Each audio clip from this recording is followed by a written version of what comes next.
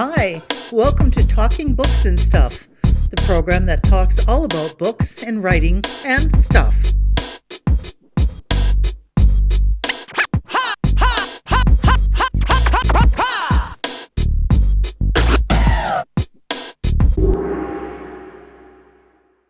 Here's your host, Dennis Rimmer.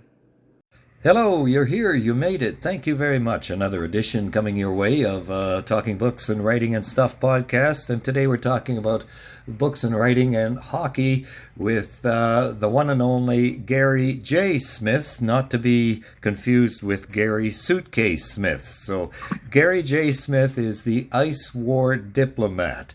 Gary, how's things going back your way? I think you're in the Perth, Ontario region, are you not?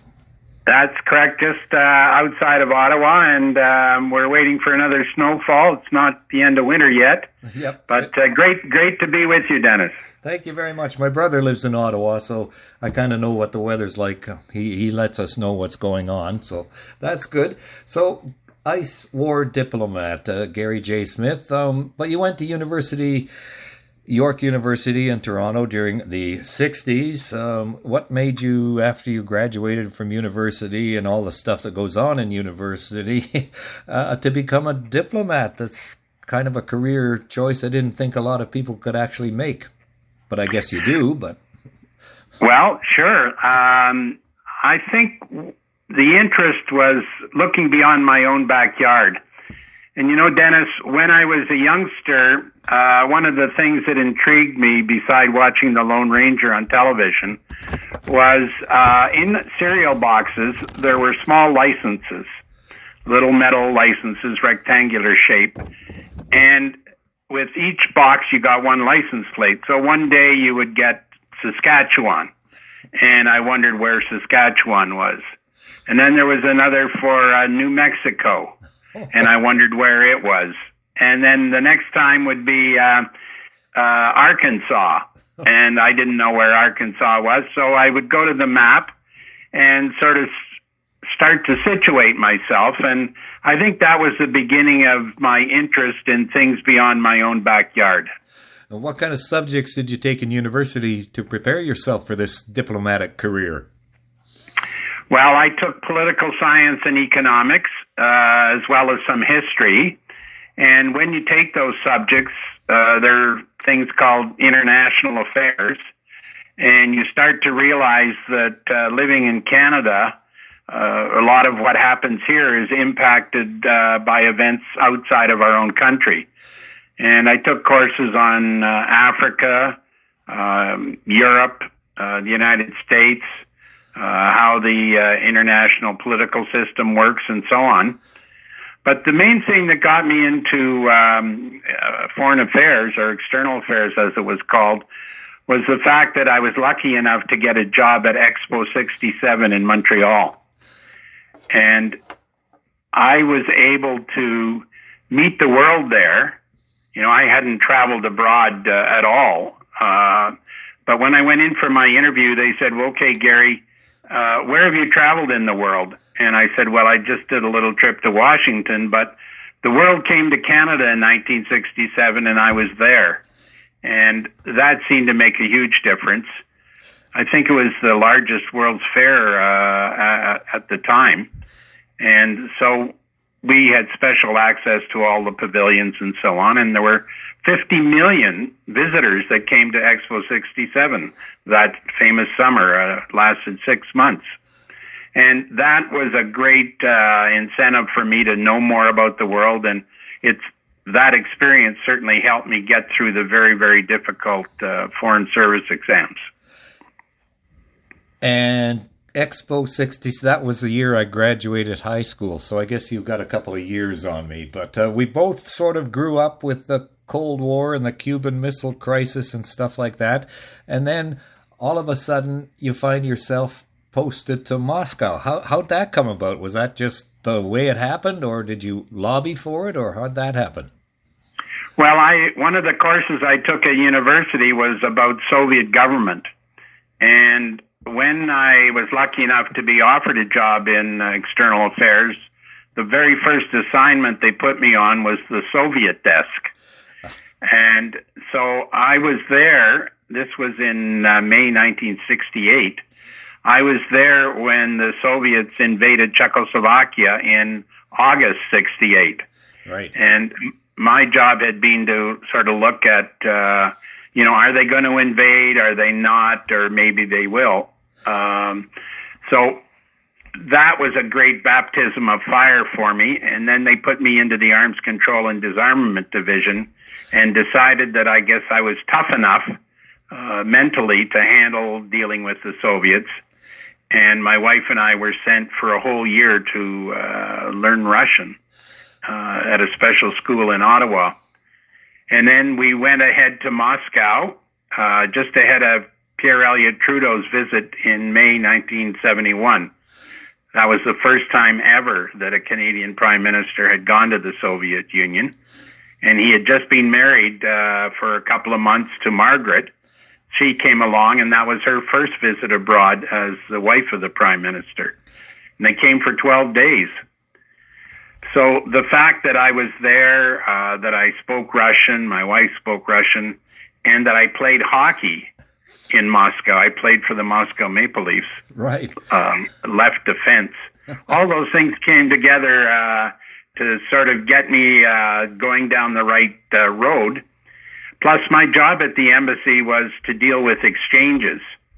We were trying to create a better relationship with the Soviet Union. And we had a number of scientists and educators and musicians and so on. But the greatest exchange of all in terms of Canada and the Soviet Union was in the field of sports, and in particularly the field of hockey, because Canadians love hockey, national sport in our DNA, and so do the Soviets. So it was a natural, something that had great appeal from coast to coast to coast in Canada, and certainly from coast to coast to coast in the Soviet Union, where they, I think, have 11 time zones. So they're twice as big as us, but that commonality of hockey was what really got things going. And you say that you were in what you call the Russian beer league. Well, how was that possible that guys could just go out and play hockey? I thought everything in Soviet life was so controlled that you couldn't take a deep breath without 3 KGB agents getting permission from the head office, the Politburo, to do so. So how were they able to, and you guys, plus the Russian guys, how were you able to have a hockey league? Well, what it was once a week on Saturday afternoons, we would be able to play against a team that had sort of been sanitized. Russian team. So from the Ministry of Foreign Trade, Ministry of Foreign Affairs, the TASS news agency. I remember once we played against Accordion Factory number 7. And so they would have all been cleared and so on. And we were embassy people, Canadians, Americans, Swedes, and Finns.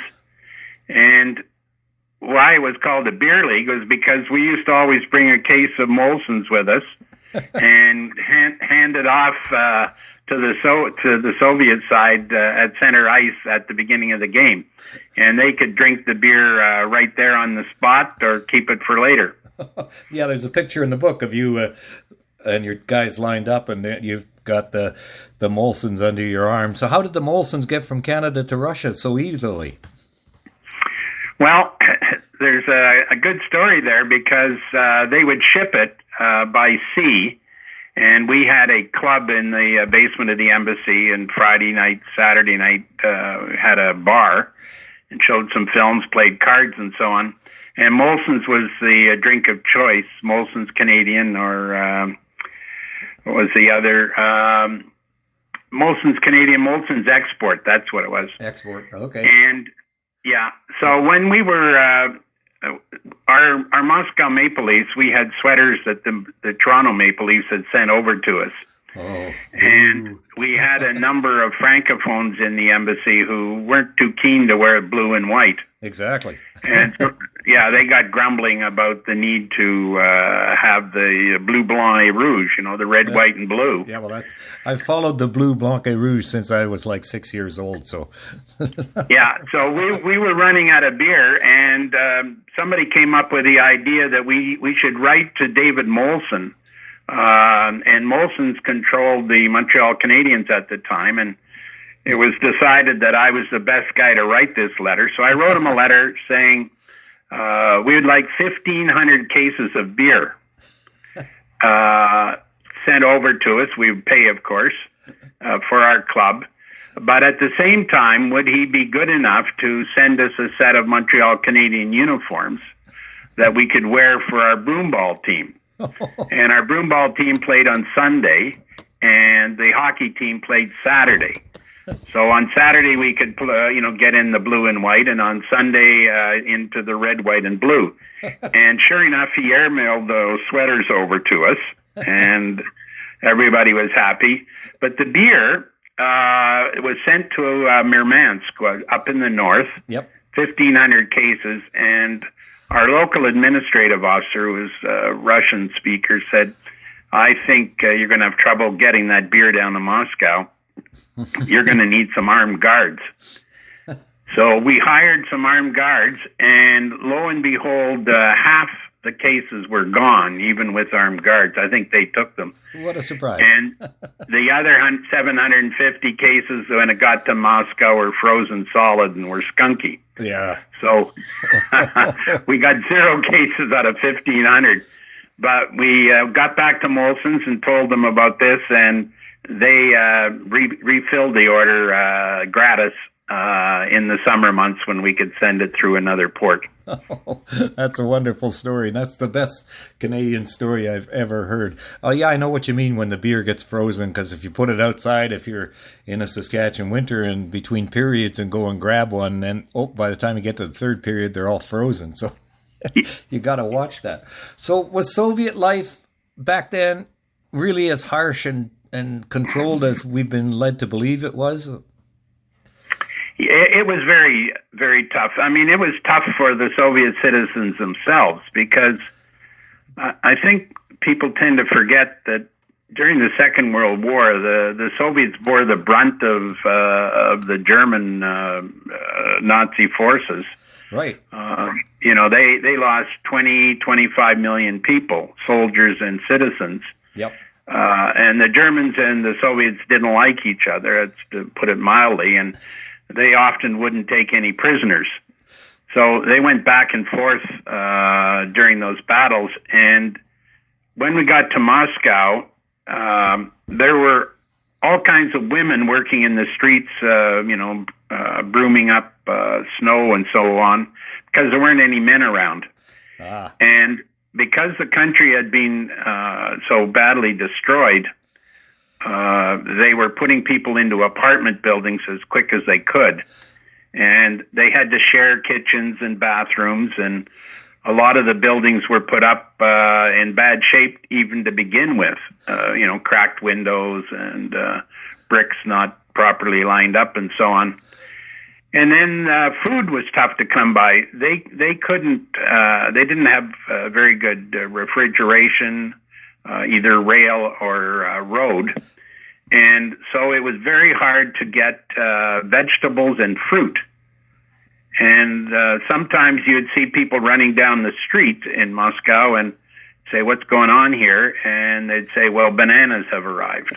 Oh, gotcha. Because they had deals with the Cubans for certain types of fruits. So it was a hard life. And then the Soviets always are very mistrustful of foreigners, and indeed they're mistrustful of each other. So they have had an authoritarian government for all the way back through the Tsars. Not only Stalin and Lenin, but back through the Tsars all the way to Ivan the Terrible and so on. Ah, right. They've been invaded so many times, from Genghis Khan's relatives to Tamerlane, to Swedes, to Turks, to Poles, Teutonic Knights, the German army in the First War, Second War, Napoleon. So they're very cautious and don't take the foreigners very well. So that's the type of atmosphere you're in. And then you also find that the KGB keeps a very close eye on you. I'm from a NATO country. young. I speak Russian, so they kept a very particular eye on me, just to make sure that I wasn't up to anything that they didn't like. So you've got that atmosphere. Plus, you've got to realize that most things were bugged. They were always trying to bug the embassy building, the chancery as we call it, and also where you lived, your apartment. And so you had to get used to the idea that even your bedroom was bugged. Oh. And not everybody can handle that. I used to joke to my wife, well, maybe they'll learn something new by listening to us. And I'm sorry to hear that your wife passed away a few years ago. What did she do when you were diplomating yourself through Moscow? Well, she was because she spoke Russian, she could get around herself. That made a huge advantage. She taught school at what was called the ABC school, America, Britain, and Canada. Oh, okay. She was a good elementary teacher and also very gifted at art. And so she taught there. She was a great tennis player, able to play sports. And part of what you do in a foreign country like that is you socialize. And if you can't socialize with the locals, you socialize with other foreigners. Right. And there are great shopping opportunities, as strange as it may seem, in Moscow, because they do barter trading. So a lot of porcelain would come in from, say, Hungary, that you could get. Wonderful museums, also art and music. We know of the great Russian composers and so on. So there were lots of concerts to go to.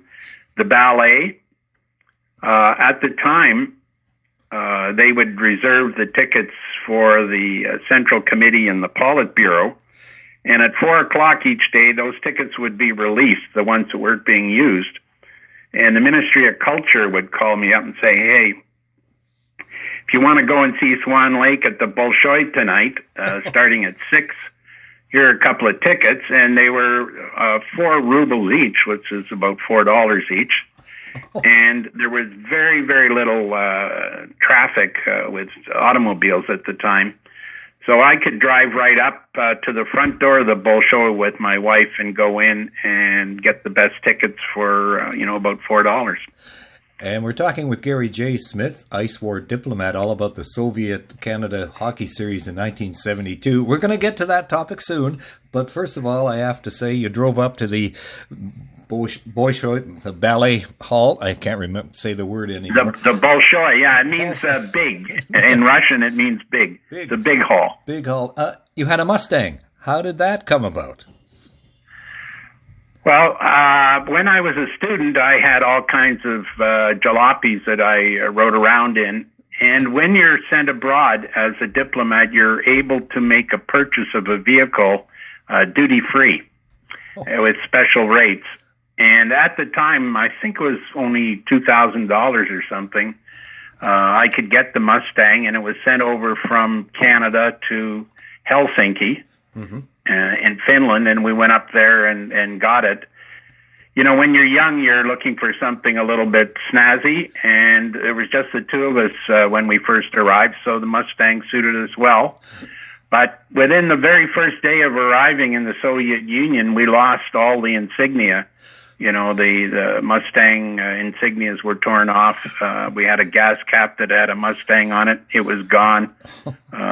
Side mirrors were taken. Because mirrors were in short supply, cosmetic mirrors. Yep. Oh, right. The women wouldn't have the normal cosmetic mirror, the round ones that you see, with makeup. Sometimes they'd pull a side mirror out of their purse. Oh, gee. And I never thought of that. I wondered, though, if you had a block heater in the Mustang. Yes. Oh, good.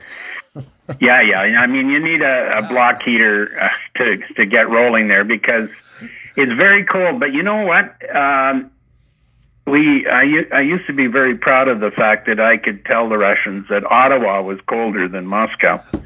And not only that, we had more snow. So in the lineup of cold capitals, number 1 is Ulaanbaatar in Mongolia, then Ottawa, then Moscow. Yay, we're number 2.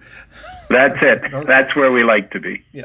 So when I remember back to the early 1970s, 72, I was living in Victoria, BC, time of this summit, the 1972 Summit Series. I was working at a station called CKDA in Victoria in the basement of the Douglas Hotel. Everybody went upstairs to the beer parlor when you're supposed to be working to watch these games. We all thought it was Alan Eagleson who put everything together. I guess we were wrong, huh? Well, as my book lays out, there were a number of people that were involved in making this series happen. And it was as much a political series as it was a hockey series. The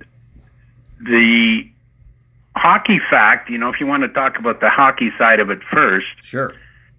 We always prided ourselves on being the best. That we were the best at this game. And we certainly were at the Olympics and so on. But as time went on, and particularly after the Second World War, when the Soviets got rolling in hockey, right. The last Olympics that we won was 1952 with the Edmonton Mercuries. And then the last World Championships we won, 1961, the Trail Smoke Eaters. Yeah. And the Soviets started to win and win and win, and winning Olympics 64, 68, 72, and winning all these world championships. And Canadians were getting very upset.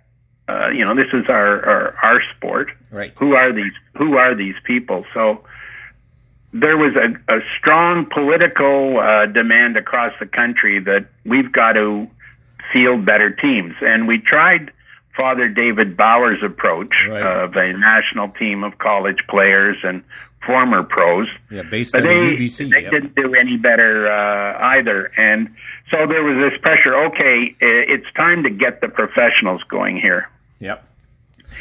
And we were being blocked by the International Ice Hockey Federation and the International Olympic Committee, who put up this word called amateurs. They claimed that the Soviets were amateurs and the Czechs and so on, and we weren't. We had professionals.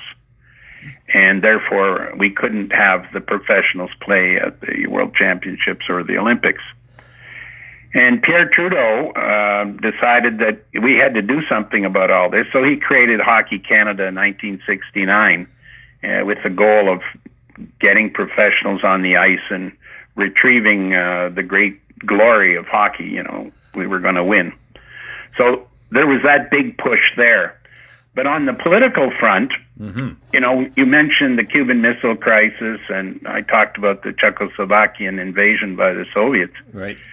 We were quite concerned that we were heading into another war. And there was a desire to reach some form of understanding or easing of tensions with the Soviets. And that's why Pierre Trudeau got heavily engaged in those efforts, both with China and with the Soviet Union. And that's why it was the underpinning of his visit to Moscow in May 71, as I mentioned. Right. So all these two sides came together to generate the interest in a series. And as I mentioned, after Trudeau went to Moscow, we had a return visit by Alexei Kosygin, the Soviet premier, in October 71. And he came to Canada, and he was greeted with boos and protests all across the country. In Ottawa, a Hungarian Canadian jumped on his back and rode him like a horse, according to one journalist. And there were windows broken, and there were balloons and fly past by aircraft pulling signs and so on. And Ukrainian Canadians, Polish Canadians, people from the Baltic states, Hungarian Canadians. The Jewish Canadian community was also out in arms because they didn't like the fact the Soviets weren't allowing their Jewish population to leave for Israel. So Kosygin had wall-to-wall demonstrations until he got to Vancouver. And there's a picture in the book. Yes, tell us about that. Yeah, picture in the book. So we had penciled in a hockey game for him. Montreal Canadiens against the Vancouver Canucks in October of 71. And he was so tired out from traveling and all the booze, says, I'm not going to the game. I've had it. I don't want to be booed by 15,000 more people. Niet. Yeah. And Arthur Lang and Paul Martin Sr., who were escorting him, said, no, come along. I think you'll get a different reception. And sure enough, he got out there and onto the ice. And there was Orland Kurtenbach, the captain of the Canucks, and Henri Richard, captain of the Montreal Canadiens, at center ice. And they gave him sticks, and he gave them some cufflinks and tie clips. And the Soviet flag flew above an NHL arena for the very first time. And that's when he realized that, hey, if you're going to improve relations with Canada and Canadians, hockey is a very good vehicle for that. And we were able to sign a general exchanges agreement with the Soviets after that included sportsmen. And it was that political connection that helped us work out a deal to get around the issue of amateur status. And what we did was we agreed to have an exhibition series, 8 games, 4 in Canada, 4 in the Soviet Union, with no trophy.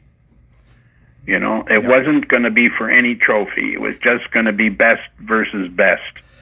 And that's how we got around the issue of whether you were an amateur or not, and not upsetting the International Ice Hockey Federation in any way, stealing their thunder for their own tournaments.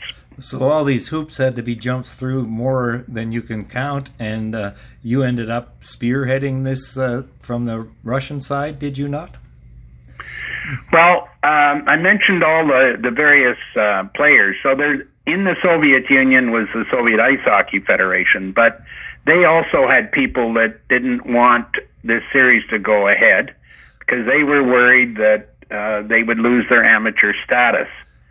And the head of their ideology department said, look, we cannot lose this. Otherwise, our whole concept of Soviet man, you know, that Soviet man is much better than the capitalist man.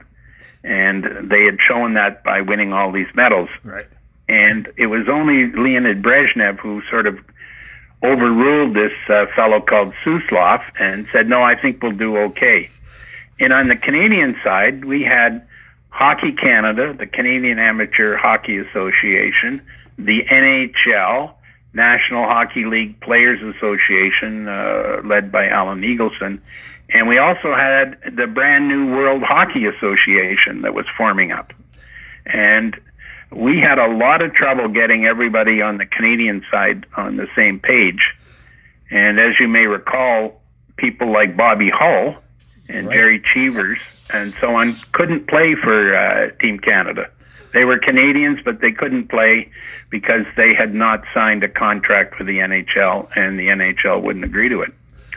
So we ended up with a team that wasn't exactly the best of the best, but was pretty darn good. Pretty darn good. And yeah, and so the agreement for all this was signed in Prague in April 1972, and that wasn't signed by Alan Eagleson. That was signed by the head of the Canadian Amateur Hockey Association, a guy called Joe Krushka from Alberta. And as a matter of fact, I just was speaking to his son on the weekend, Patrick.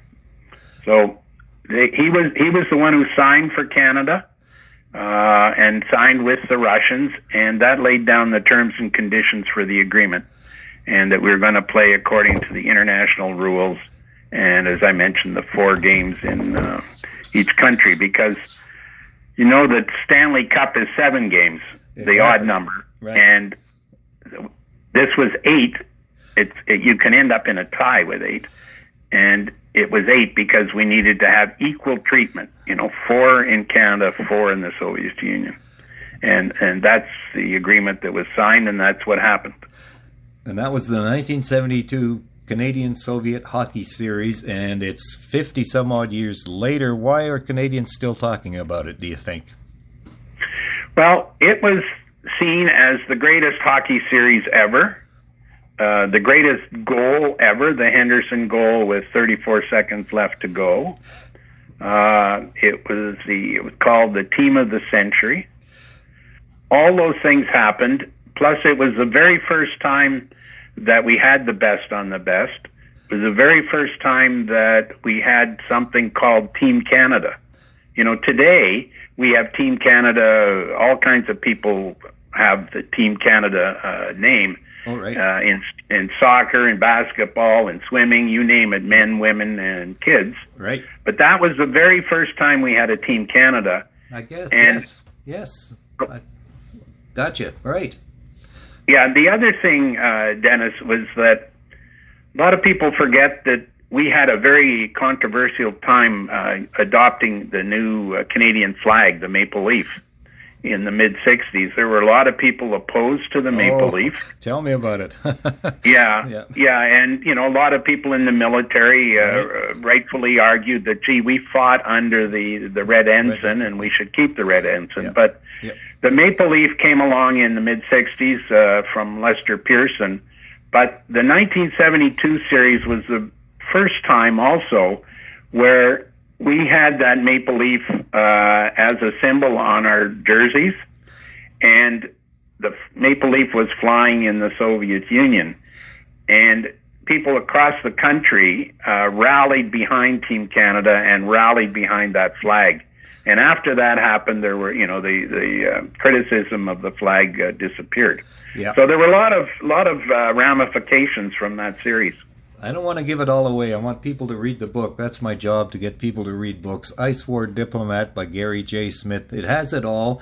And you were there, and you came over with the Soviet team, sort of with the Soviet diplomatic credentials, kind of. So what is your most vivid memory of that whole event, the whole Ice War series?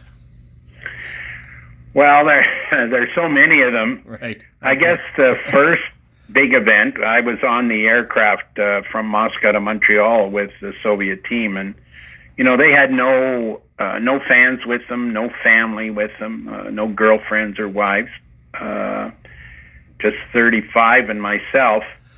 And I guess the first thing was the game number one in Montreal on September 2nd, 72, that everybody thought that the Soviets would be beaten, and beaten badly. And that Canada would win 8, and if not 8, at least 7 games. So it was going to be a whitewash by Team Canada. And when that game ended, it was packed. The Prime Minister was there. The Leader of the Opposition was there, because an election had been called the day before on September 1st, federal election. Okay. And both Trudeau and Robert Stanfield knew that hockey was good politics, so they were there. And all the media in Canada was there, television and radio, and every print journalist you could find was trying to get themselves into that arena that night. And when we lost 7-3, that was a huge surprise and a shock. Yep. For all Canadians.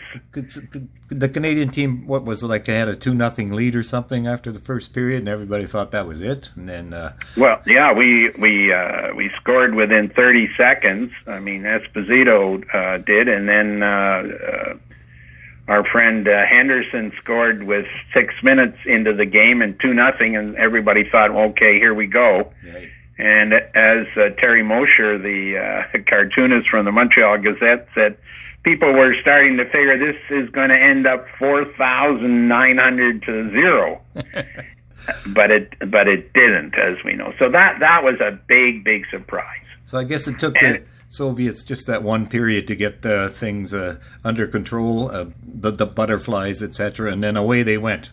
They went to work. Yeah. Well, the thing is that we didn't take them seriously. The coaches we sent over only looked at one game. Our guys were out of shape. Oh, yeah.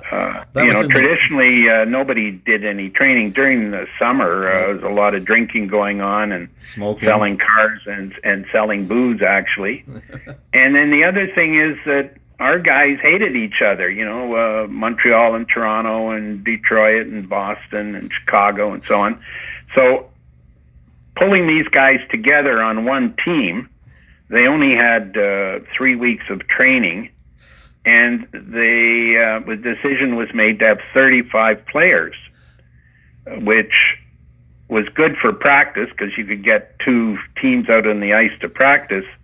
But when you had a limit, you could only put 17 players and 2 goalies on the ice, meant that there were a lot of people sitting around. Right. Oh. And Harry Sinden had promised each of the players that they were going to get into one game and that they could take their wives or girlfriends to Moscow on a holiday. So that was reflective of the idea that we're going to win and it's going to be easy. And in that very first game, Harry puts out 12 forwards. He's going to let, the turkey shoot, let everybody had a chance at it. And only 5 defensemen. And they're out of shape, hot night. Soviets are in great condition because they trained all the time. All the time. Yeah, I mean, they were in the Red Army or in the police or the Air Force, and that was their job, train. And they had learned, actually, from a guy called Lloyd Percival, a Canadian trainer, right, who had written a book about it, yes, that you need to stay in shape. And the whole idea of dry land training, they did and we didn't. And the idea of diet. Nowadays, it's a given that you've got to be in shape and you've got to eat the right things. And you've got to avoid other things. You've got to cut back on booze and so on.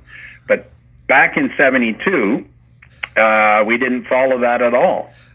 And that's why it was very hard for us in the first few games in Canada. And before we wrap it up, I've got to ask you about the Soviet equipment. Did they have really shoddy equipment, as we've been told, or was it pretty normal up to big league standards? Well, normally they had shoddy equipment, but before they came over to Canada for the series, Cooper Canada, a big equipment manufacturer, sent over several sets of equipment, including sticks and helmets and all kinds of pad and goalie pads and so on. So when they hit the ice in Montreal, they had as good equipment as anybody. And as we know, they wore helmets, and only 3 of our players wore helmets at the time. So they were ready to go. And on the cover of the book, you've got, is that Henderson jumping up with a helmet? Yes, Henderson wore a helmet. Okay, so that, yep. And the book is Ice War Diplomat, Gary J. Smith. What do you hope to accomplish? You obviously want people to read this. What do you want them to take away from it? Well, I want them to put the whole thing in context, Dennis, because, there were 40 to 50 books written about this series over the course of the last 50 years, but most of them were from the point of view of players, or the players recounting it to journalists. What wasn't covered properly, and that's the reason I got to writing this book, was that political context and putting it, into the time frame of the era. Because this hockey series just didn't fall from the sky. It involved years of negotiations politically and in the hockey world. And that's what I lay out there, as well as looking at this from the Soviet hockey players' point of view, because I was with them. And I was also involved in almost all the negotiations. So my story is a first-hand story, bird's eye view. I think I was the only one who had access to both the Canadian dressing room and the Soviet dressing room, and dealt with the players and the coaches on both sides. So it's a unique point of view, and this is history. We say that it's one of the greatest historic events in Canadian history, with Vimy Ridge, the Second World War, the Canadian flag, women's suffrage, Medicare, and so on.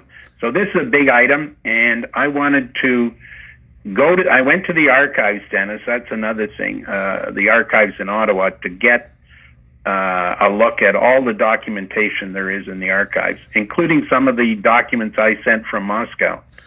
So that this wasn't just off the top of my head or by memory. It's based on actual documents, and you'll see in the book there are quite a few footnotes there and acknowledgments about what I got from Library and Archives in Ottawa. Exactly. And it's Ice War Diplomat. It's a book that should be read by every Canadian who likes history, who likes hockey and history, and it should be on bookshelves for years to come, I trust, by Gary J. Smith. It's out of, Douglas and McIntyre, based on the West Coast. Gary, thank you very much for your time today. It's been wonderful. Well, lovely talking with you, Dennis. Thank you for visiting with us today. This is Talking Books and Stuff with Dennis Rimmer. Contact him at dennis@talkingbooks.tk. Thank you, and may all the good news be yours. Oh, and don't forget to check out his book, The Great Canadian Notebook, available across Canada and at amazon.ca.